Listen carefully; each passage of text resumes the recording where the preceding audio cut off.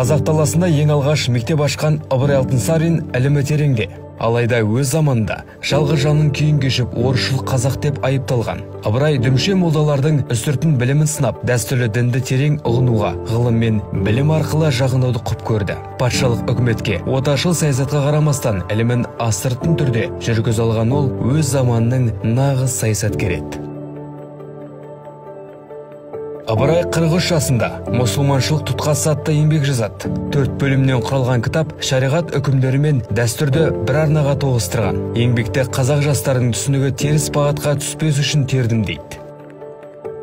Ыбырайдың кел балалар оқулық деуіндегі алдыңғы тіркесі түсіп қалғанын тарих бізге дәлелдеп берді. Ағартушы алдыңға бір Аллаға сыйынып сөзін астыртын түрде дәріптеген. Мұндай қулық болмаса, бала оқытпақ түгілі мектеп ашу қиынға соғар еді. 1923 жылы Мұхтар Әуезов Шолпан атты журналына жарық көрген мақаласында Ыбырайға жабылған жала мен қара күйенің барлығын дәлелдеп теріске шығарған.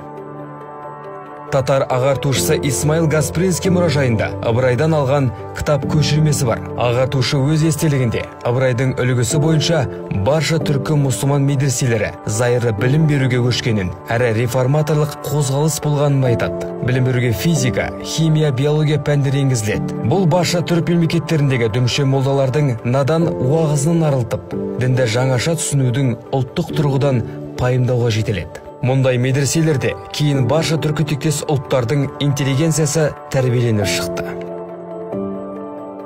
Ал Алтынсарин шәкірттері бұл алаштықтар.